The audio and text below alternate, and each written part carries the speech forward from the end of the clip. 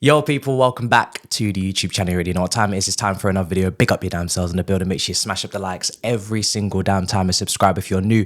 If you were wondering what I thought of that Enzo De Jong news, then there you go. I ain't got nothing more to say. I prefer not to speak. More memes. We move.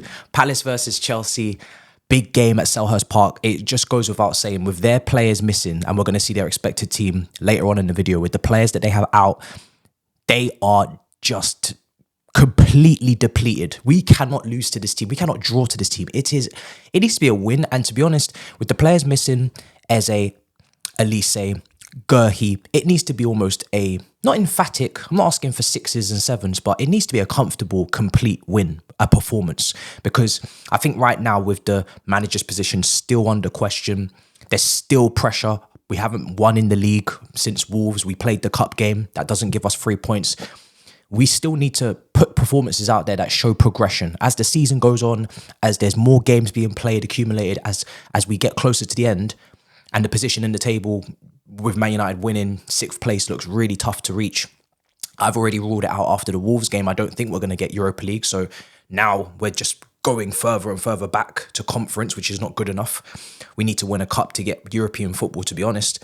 The performances have to show upward curve, because the table's not going to be good enough. So let's get to the news. We need a good performance. We need a strong performance. We start with Matson. Now, there's Fabrizio saying there's already movement on the 35 million release clause that we have in his contract now for the summer because of the performances at Dortmund, because of the assists, because of the play. And I mean, it's going to be interesting to see if Dortmund can really afford it. There's not really much money around Europe, but I wouldn't be surprised if a Premier League team looks at his performances at Dortmund on top of the good work done at Burnley in the Championship, a very physical league, and says that's something that we could entertain. It looks like his Chelsea career is over with Pochettino in charge. He didn't give him any minutes, and he certainly didn't play him at left back. If Pochettino's position was to become untenable and he was to go at the end of the season and replaced with one of the many managers on the market, then maybe Matson would be an option. I maintain, I say again, since the summer, Matson, Lewis Hall, who looks like he's going to Newcastle, would be better investments to keep, to develop, to play in this position over the options experience-wise, high wages-wise that we have right now, which, unfortunately, politics comes into it, pure profit. So, yeah, I like Matson, but he's at Dortmund and he's cooking, so we'll see what happens. More news from Fabrizio. He says that the feeling between Chelsea and the player is that the contract of Thiago Silva will not be extended past this season. We know his contract is running out. What are my feelings on it? Listen, I think obviously the intangibles are critical and vital to have around the building, the experience, the winning mentality, the been there and done it. To have that around a young group, to feed that information, to pass on that kind of coaching almost to the Badia Shills, the Colwells, the Desassis at centre-back, teach them things that Thiago Silva's learned over the years. I think that's vital, and I think it's very underrated, and it can't be quantified because we can't see it, but it's there. But on the other side, tactically, we know the high line can't really be played, can't really be compact if we press with a slow centre-back coming into a 40th year. So his game time should be going down. It has to go down. We have to get used to playing without him. We need to move on. If he was to stay as a player coach, I'd like that.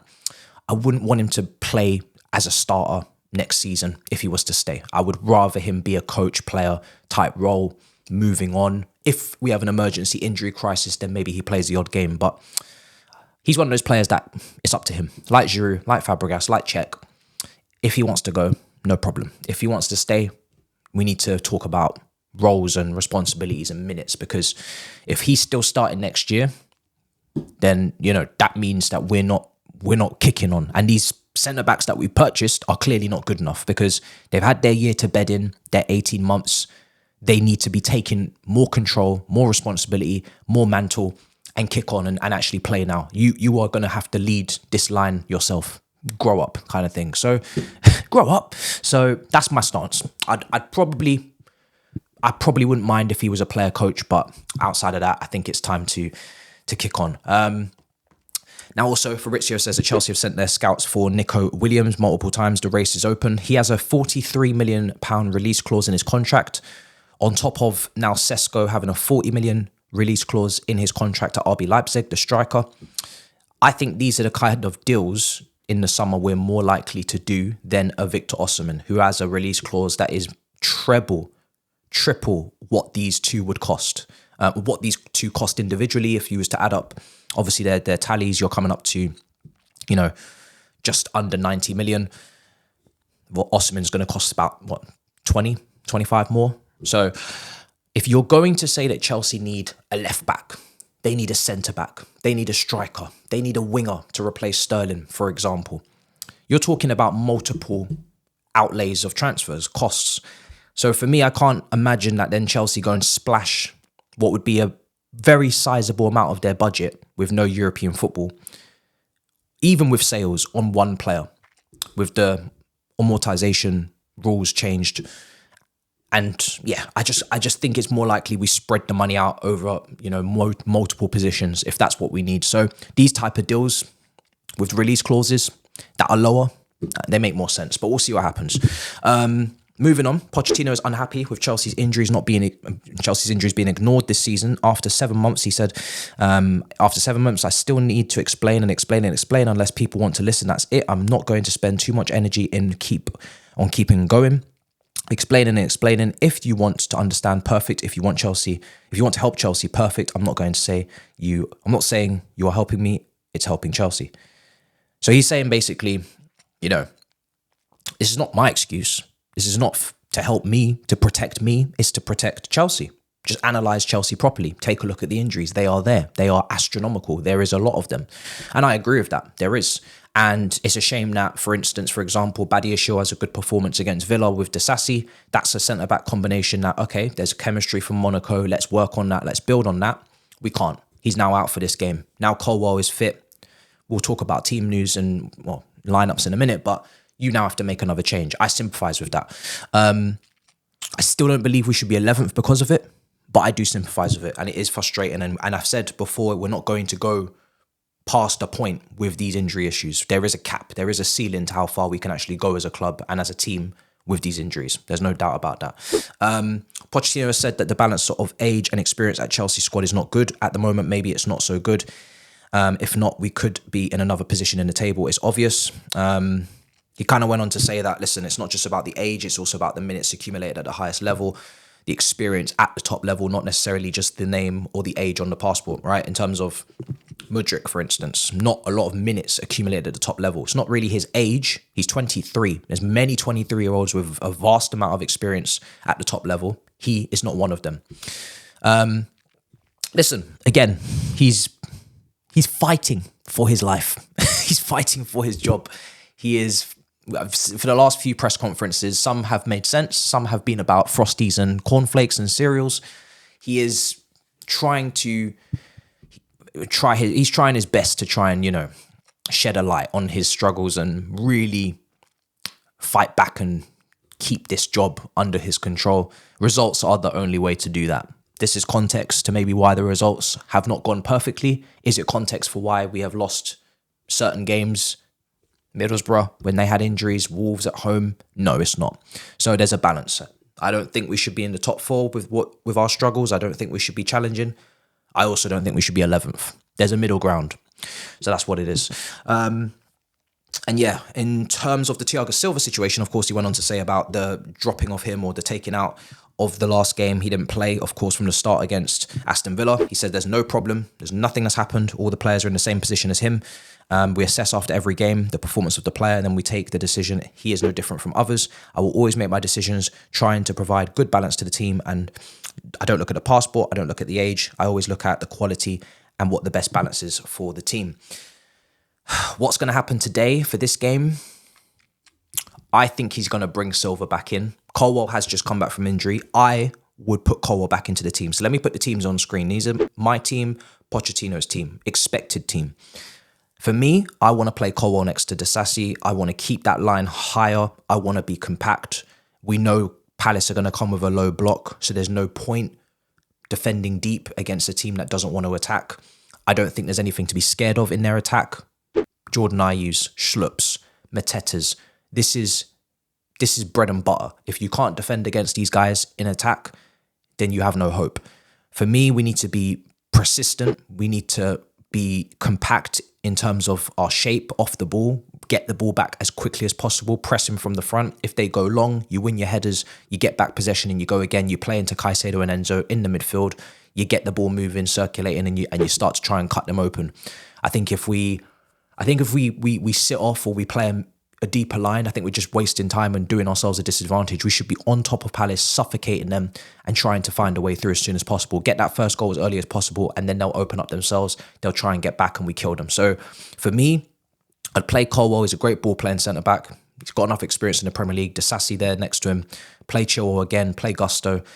Enzo Caicedo in midfield. Palmer in the 10 because it's a low block. A little bit more, precise play in the midfield. Madueke, who had a great game on the right. Left side, Jackson. Up front in Cuckoo. I think Poch is going to play Silva. I think Poch is going to play Gallagher. And then the rest of the team is pretty much similar. So that's what I think. Let's see what happens. That's what I would do. Like I said, I think Palace are... There's a lot of drama around them. Their ownership are under pressure to sack Hodgson. I think they're frustrated with the manager and his use of Olise. There's been some calls for him to go, and his rushing back of Olise, which has now led to an extended injury. The results are not going great, and they're missing key players. Guehi, he was a captain. He's worn the armband. Olise, Eze. Without those two, they're absolutely screwed. Like when you watch Palace, you can see those two are a cut above the rest, many cuts. Without those two, they're incredibly average. If we don't take this team to the cleaners, we've got big problems. I don't care if it's Monday night. I don't care if it's under the lights. I don't care if the cheerleaders are there or not. We must beat these lot and comfortably. And it should be a good performance. If it's not, then the question marks continue. He went on to say Jackson is a player that can play on the left. He always plays better facing goal rather than back to goal. My problem with this comment is, if this is the case and Jackson is an option on the left wing, that's great because now Mudryk has competition. Now Sterling is under pressure. My problem with this is we don't have any strikers. I said this in January. If you want to move a Jackson or if a Jackson was to get injured, you are finished. You don't have any options because you've loaned out Broja. You haven't replaced him. You've loaned out Fofana. You haven't replaced. You've got Washington, who doesn't even make the bench, and 2 goalkeepers are preferred over 1 and a striker. So we can't really afford to play Jackson on the left much because in Cuckoo, who I've got up front, but we're going to find out once again, he's not a striker. Even if he puts the ball in the back of the net, he's the best finisher, but he's not a striker. He's not best with his play back to goal. He's not best with his play not being in that 10, receiving in half spaces, dribbling past players, and creating opportunities and linking up. That's where he should be. He shouldn't be in the striker position. So if Jackson isn't going to play up front, we're going to have to play in Cuckoo, but we're not going to get the best out of Nkuku playing him there either. So we're at a stalemate. So then what are we going to do? I don't know. We're going to have to just bide our time to the end of the season, but the lack of striking options it's not good. And we've already paid the price for it this season. We're probably going to continue to pay the price because now, if you're going to play Jackson on the left, it sometimes might work to have a Palmer and Gallagher pressing as a 2. But in terms of putting the ball in the back of the net, obviously against Villa, that was no problem. We're not always going to score a 30-yarder free kick against Villa. We're not always going to see a Gallagher top corner strike. We've only got one of those this season. We're not always going to see a Jackson header. We need a striker up there. It is what it is. The summer. So that's the situation. That's the preview. My prediction for this game is a 3-0 win. I'm actually bumping it up because of the injuries that I wasn't aware of when I did these predictions on Big Six. I'm going to bump up this scoreline. I need to see a clinical, classy performance. It's necessary. The team need to stay switched on. They need to keep a clean sheet if they can against this attack. They need it for confidence. They need it for, not the manager at this point, for themselves. You guys, you've had a bad league campaign. If you're going to find a way to get something at the Etihad, which is next Saturday, 5:30 kickoff at Manchester City, if you have any hope of going there and doing what the old Chelsea teams do, which is you find a way, then you need to go in with full confidence and you need to pattern this Palace game so you can go there with hope. If you don't, and you shit house it 2-1 and you get lucky, it's not enough to take momentum into City, you know? So that's why it needs to be a big performance. And I think it will be. I think there's too much quality in our team for it not to be a proper performance.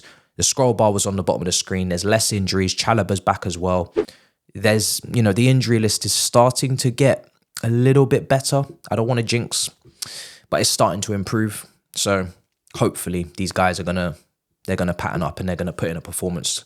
Same performance as Villa. Go again, same thing. Exactly the same template, you know, a little bit of change in players, but exactly the same style, exactly the same intensity, exactly the same concentration, exactly the same commitment, exactly the same work rate, tracking back, you know, fullbacks and getting the ball back as soon as possible.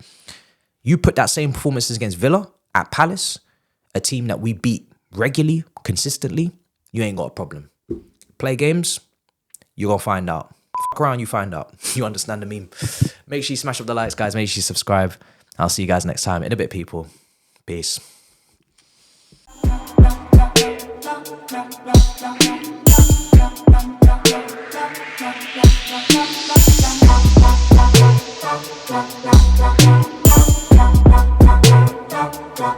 be right back.